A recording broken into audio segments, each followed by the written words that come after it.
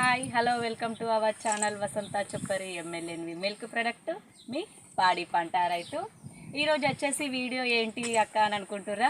ఈరోజు వీడియో వచ్చేసి ఏంటి అని అంటే, మనకి బర్లలో పొదుగువాపు వస్తే ఎలాంటి జాగ్రత్తలు తీసుకోవాలి, మనం ఎట్లా దాన్ని అరుచుకోవాలి అక్క అని అయితే ఒక సిస్టర్ అయితే కామెంట్ చేసింది. అంటే ఈ వీడియో చేస్తే తను ఒక్కదాని కోసమే అని కాదు, ఇట్లాంటి ప్రాబ్లమ్స్ వచ్చే చాలా మందికి కూడా కొత్తగా పెట్టుకునే వాళ్ళకి కూడా యూజ్ అవుద్దని అయితే నాకైతే నమ్మకం. ఎందుకనంటే మేము నేను చెప్పేటివి అయితే అలాంటి ట్రీట్మెంట్ అయితే మేము చేసి దాని గురించి అయితే నేనైతే ఎక్స్ప్లెయిన్ చేయడానికి అయితే ఈ వీడియో చేస్తున్నా. తప్పకుండా ఫస్ట్ చూసే వాళ్ళైతే సబ్స్క్రైబ్ చేసుకోండి, లైక్ చేయండి, షేర్ చేయండి, ఓకేనా? మనం వచ్చేసి వీడియోలోకి వెళ్ళిపోదాం. అయ్యో, మా దగ్గర ఉన్న బర్రెలలోనే ఈ పొదుగువాపు సమస్య ఈ బర్రెకైతే వచ్చింది ఫ్రెండ్స్. ఇది వచ్చేసి మా దగ్గర తొలసూరుకు తీసుకొచ్చుకున్నాం. దీన్ని 3 ఈతలు అయితే అయినింది. 3 ఈతలు అయితే పడ్డదుడ్డలు అంటే పెయ్య దుడ్డలను అయితే పెట్టింది. అవి అయితే హెల్దీగానే ఉన్నాయి. ఫస్ట్ టైం వచ్చేసి ఫస్ట్గా తులసి రీతకే పొదుగైతే మస్తు బాగా లావుగా కనిపించింది అన్నట్టు. ఈనిన తర్వాత మంచిగా లావుగా కనిపిస్తే బాగానే ఇస్తుంది కావచ్చు పాలిగా అని మేము అనుకున్నాం. అంటే ఫస్ట్ టైం అప్పుడు మనకైతే తెలియదు కదా. పొదుగు వచ్చేటప్పుడు ఎట్లా మనం ముట్టుకుంటుంది, అది మొత్తం గట్టిగా బంతిని ముట్టుకుంటే గట్టిగా ఎట్లుంటుంది అట్లా ఉండేసి దుడ్డకైతే చీకడానికి కూడా ఇబ్బంది పడ్డది బాగా దుడ్డే. అది మనం పాలు మనం పిండుతుంటే కొంచెం గడ్డలుగా రావడం జరిగింది. ఒక 1 డే 2 డేస్ అయితే అబ్జర్వ్ చేసి డాక్టర్కు అయితే ఇట్లా మరి డాక్టర్ అడిగిండు, పాలు ఏమన్నా గడ్డలు వస్తున్నాయా మరి అని అయితే డాక్టర్ అడిగితే ఏమని చెప్పినాం, కొంచెం లైట్గా వస్తున్నాయి సార్ అని అయితే చెప్తే అయితే అది పొదుగువాపు అని చెప్పిండు అన్నట్టు. చెప్పిన తర్వాత అప్పుడు అయితే మరి దీనికి ట్రీట్మెంట్ ఏంటి అని తననైతే కన్సల్ట్ చేయడం అయితే జరిగింది.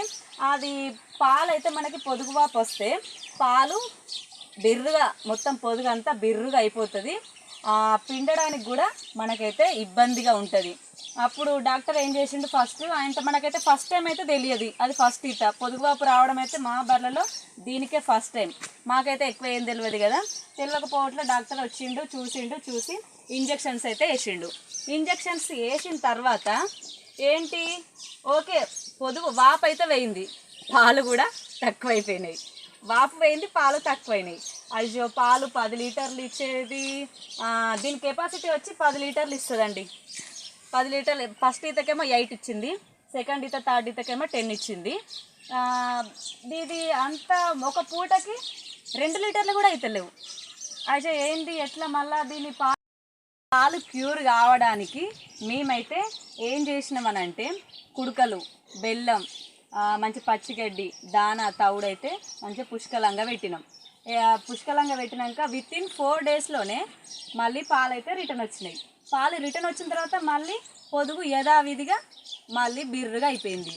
అయితే మళ్ళీ ఫస్ట్ స్టార్టింగ్ స్టేజ్ అప్పుడేమో ఇంజక్షన్ వేస్తేనేమో పాలు వేయని అని అట్లా చేస్తే ఇప్పుడు మళ్ళీ ఇవి పెట్టేసరికి మళ్ళీ రిటర్న్ వచ్చి మళ్ళీ ఇదే సమస్య వచ్చింది. ఏం చేద్దామని ఆలోచిస్తే ఆయనతో మా సార్ ఏం చేసిండు, పాలు వేయడానికి పోయినప్పుడు అక్కడ సీనియర్స్ అందరూ పాలు కేంద్రం కాడికి అయితే వస్తారు కదా, అందులో ఒక సీనియర్ ఉండి చెప్పిండు అన్నట్టు, ఏంటిది గట్ల కూర్చున్నావు ఏంది అని అంటే, ఏం లేదన్న ఇట్లా ఊకే బర్రెకు దానికి అట్లా మొన్న సార్ డాక్టర్ని కన్సల్ట్ చేస్తే పొదుగువాపు వస్తే ఇంజక్షన్ వేసిండు. మళ్ళీ అది తగ్గిన తర్వాత మళ్ళీ ఇట్లా పచ్చిగడ్డికి ఇట్లా మంచిగా పెట్టినాక 4 రోజులకే మళ్ళీ పాలు పడ్డాయి.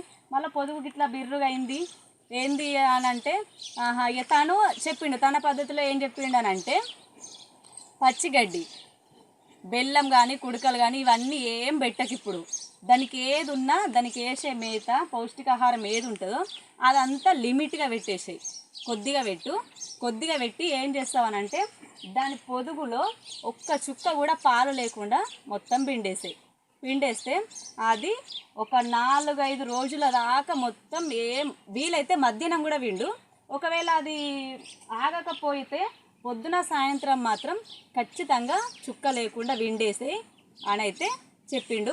అది పిండడం ఎట్లా, వేడి నీళ్ళు పక్కన పెట్టుకొని అది పొదుగును మంచిగా ప్రెస్ ఇట్లా కొట్టుకుంటూ అది వచ్చేసి పొదుగును మెల్లగా ప్రెస్ చేసుకుంటూ అది పిండుతుంటే ప్రెస్ చేసుకుంటూ విండుతుంటే మనకి చిన్న గడ్డలాగా పాలు అయితే వస్తూ ఉంటాయి ఫ్రెండ్స్. అట్లా పిండేసాయి మొత్తం అని అయితే ఆ సీనియర్ అన్ననైతే చెప్పిండు. చెప్తే అదే రకంగా రోజు రావడం, పక్కకి పెట్టుకోవడం, వేడి నీళ్ళు మొత్తం పిండుకుంటా ప్రెస్ చేసుకుంటా ఒక్క చుక్క లేకుండా పాలైతే పిండేసినాం. పిండిన తర్వాత మంచిగా యథావిధిగా మనకి పాలు ఏం లేకుండా అయితే అన్ని బర్లలో పొదుగు అయితే లూజ్గా ఉంటుంది మనం చూస్తే. ఓకేనా? ఈ పొదుగు వాపు వచ్చిన దాంట్లో పొదుగు ఎట్లుంటుంది అంటే బిర్రు ఉంటుంది మొత్తం. పాలు ఎందుకు అట్లా బిర్రుగా అవుతాయి అని అంటే వీటిలలో వచ్చేసి అన్ని బర్లలో వచ్చేసి పాలు ఎన్ని రోజులకు పడతాయి అంటే 15-20 డేస్లో పాలు అయితే వాటికి కొంచెం కొంచెంగా పడతాయి. వీటిలో పొదుగు వాపు రావడానికి సమస్య ఏంటో తెలుసా? ఒకేసారి వితిన్ 2-4 డేస్లోనే పాలన్నీ ఒకేసారి దిగుతాయి.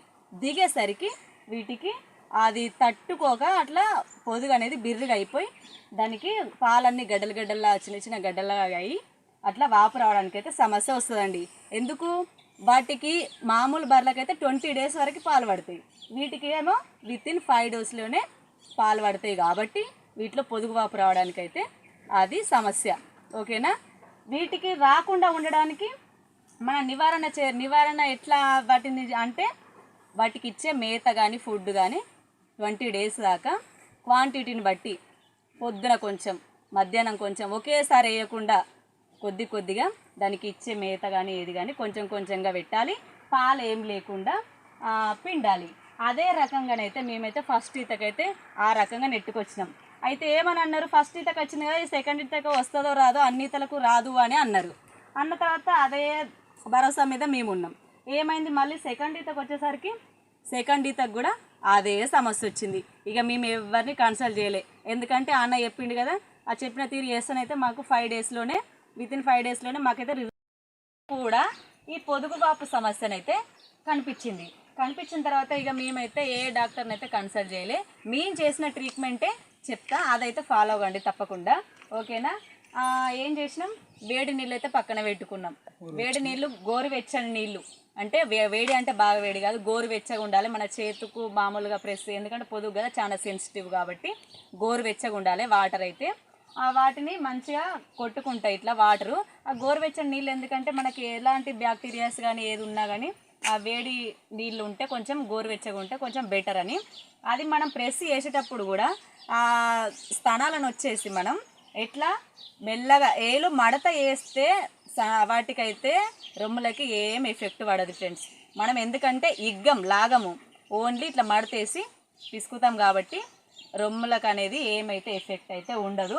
మనం పొదుగును అనేదాన్ని మంచిగా ప్రెస్ చేసుకుంటూ ఒక్క చుక్క లేకుండానైతే పాలైతే పిండిన తర్వాత నెక్స్ట్ దానికి వచ్చేసి దుడ్డే కూడా తాగొచ్చు, నో ప్రాబ్లం. దాని పాలు అవి తాగొచ్చు. మరి అన్ని రోజులైతే పాలు అయితే తాగకుండా ఉండలేదు కదా, దానికి కూడా తాగొచ్చు. మేము మళ్ళీ ఏం చేసినాం, దాని కెపాసిటీ వచ్చి రోజు మేమైతే 5 కిలోల దానను అయితే పెట్టాలి. ఎందుకంటే 10 లీటర్ల పాలు ఇస్తుంది కాబట్టి దానికి దాన వచ్చేసి 5 కిలోలు అయితే పెట్టాలి. కాబట్టి మేము ఆ 5 కిలోలు పెట్టే కాడ 2.5 కిలోలు పెట్టినాం. అంటే తక్కువ క్వాంటిటీలో ఫుడ్డును మేతను ఇస్తూ పాలైతే చుక్క లేకుండా మంచిగా గోరువెచ్చని నీళ్ళతో కొట్టుకుంటూ 5 రోజులు. అది ఒకవేళ మీ దగ్గర బర్రెలు పిండని అనుకోండి, కొన్ని ఆగుతాయి కొన్ని ఆగాయి, ఎందుకంటే అవి సలుపుతూ ఉంటాయి పాలు కాబట్టి కొన్ని ఆగుతాయి కొన్ని ఆగాయి. కాబట్టి అట్లాంటి టైంలో ఏం చేస్తారు, 2 కాళ్ళైనా కట్టేసి పాలు తీసే ప్రయత్నం అయితే చేయండి. చేస్తే తప్పకుండా మీకైతే రిజల్ట్ కనిపిస్తుంది. పాలు పిండేటప్పుడు కూడా మనం పొదుగును ప్రెస్ చేయాలి. పొదుగును ప్రెస్ చేస్తే ఆ పాలు అనేటివి మనకు ఆటోమేటిక్గా మనం పొదుగును ముట్టుకున్నాం అనుకోండి, ఆటోమేటిక్గా మనకి ఎక్కడెక్కడ గడ్డలు ఉన్నాయి అనేది అయితే కనిపిస్తుంది. ఆ పొదుగును ప్రెస్ చేస్తే ఈ రొమ్ములల్లకైతే పాలు అయితే దిగుతాయి. దిగినప్పుడు వెంట క్లియర్ చేయాలి. క్లియర్ చేయకపోతే ఏమవుతుందంటే ఆ రొమ్ములు దెబ్బతినే అవకాశం ఉంటుంది. మా దగ్గర సేమ్ ఈ ప్రాబ్లం మా పక్కన ఇంకో బ్రదర్కి ఇట్లనే వాళ్ళ దానికి మా దానికి సేమ్ వచ్చినాయి. తను ఏం చేసిండు, నెగ్లెక్ట్గా చేయలేదన్నట్టు, ఒక రొమ్ము మొత్తం పోయింది ఆల్రెడీ, అది పగిలిపోయి అది లేకుండానే అయింది. అట్లాంటి సమస్య వస్తుంది. కాబట్టి మనమైతే ఫస్ట్ పొదుగునైతే మంచిగా నీట్గా ప్రెస్ చేస్తే రొమ్ములలోకి పాలు దిగుతాయి. అప్పుడు మనం వెంటనే క్లియర్ చేయాలి. రొమ్ములల్లో ఒక్క చుక్క లేకుండా డ్రాప్ లేకుండా మనమైతే క్లియర్ చేయాలి ఫ్రెండ్స్. ఓకేనా? ఈ విధంగా మనకు తెలిసిన ట్రీట్మెంటు ఇది ఫేక్ అదేవో ఎక్కడనో చూసి చెప్పిరు అనేది కాదు, మన దగ్గర వచ్చే సమస్యలనే తీసుకొని నేనైతే వీడియో చేస్తున్నా కాబట్టి ఇదైతే 100% మాకైతే రిజల్ట్ కనిపించింది. చేసినాం, ఈ పద్ధతిని అయితే యూజ్ చేసినాం. చెక్ చేసుకోవచ్చు కూడా, ఓకేనా. నెక్స్ట్ మీకు నచ్చితే షేర్ చేయండి, లైక్ చేయండి, ఓకేనా. బ్యాడ్ కామెంట్స్ అయితే పెట్టొద్దు. ఎందుకనంటే మేము కష్టపడి ఎండలా కష్టపడి ప్రతి దగ్గర పని లేచిన నుండి సాయంత్రం పడుకునేంత వరకు ప్రతి ఒక్క పని చేస్తున్నాం కాబట్టి మా కష్టాన్నే మీకు ఎక్స్ప్లెనేషన్ రూపంలో మీకు దానికి ఒక సమస్యకు పరిష్కారం రూపంలో మేమైతే చెప్తున్నాం. కాబట్టి మా కష్టాన్ని గుర్తించండి. కానీ ఇట్లు పెడితే ఏంటి ఒకరు పెట్టిర్రు, నువ్వేమన్నా రైస్ బ్యాగులు తీసుకొచ్చేస్తున్నావా, నువ్వేమన్నా మాకు షాయి పెట్టిస్తున్నావా అని అంటే మేము చేయకపోతే ఎక్కడి నుండి వస్తుంది? మాలాంటి కొంతమంది రైతులు కష్టపడకపోతే ఇవన్నీ ఎక్కడి నుండి వస్తున్నాయి? ఒక్కసారి ఆలోచించండి. అతనికి చూడడో వీడియో తెలియదు, కానీ చూసిన వాళ్ళు మాత్రం రైతు అనేవాడు తలుచుకుంటే ఎంత దూరమైనా ఏదైనా సాధిస్తాడు, ఎంత దూరమైనా దించుతాడు అనేది మాత్రం ఈ వీడియో రూపంలో అయితే నేనైతే చెప్తున్నా. కంపల్సరీ కష్టాన్ని గుర్తిస్తే ఒక లైక్ పెట్టండి. కామెంట్స్ పెట్టి ఏదో హేళన చేసి మేము ఏదో కిరీటం పెట్టుకున్నామని అయితే కామెంట్స్ అయితే చేయొద్దు, ఓకేనా. ఇంకా మోర్ వీడియోస్ కావాలంటే తప్పకుండా ఛానల్ని సబ్స్క్రైబ్ చేసుకోండి. ఎలాంటి సమస్య వచ్చినా నాకు తెలియకపోతే ఇంకెవరినైనా తెలుసుకోనైనా చెప్తా. ఎందుకంటే నేను తెలుసుకోవాల్సినవి కూడా చాలా ఉంటాయి, నాకే అన్ని తెలుసని నేను అనుకోను. కాబట్టి తెలియని వాటి గురించి తెలుసుకొని మరి మీకైతే రిప్లై ఇవ్వడానికైతే సిద్ధంగా ఉన్నా. సిస్టర్, ఈ విధంగానైతే వేయండి. పొదుగు వాపు వస్తే ఇలాంటి సమస్యనైతే ఎదుర్కొన్నా మేము, నీకైతే ఆ విషయం అదైతే యూజ్ అవుద్దని అయితే నేనైతే అనుకుంటున్నా. కాబట్టి తప్పకుండా నెక్స్ట్ వీడియోలో మళ్ళీ కలుద్దాం. ఏమన్నా సమస్య ఉంటే కామెంట్ బాక్స్లో కామెంట్ చేయండి. బాయ్.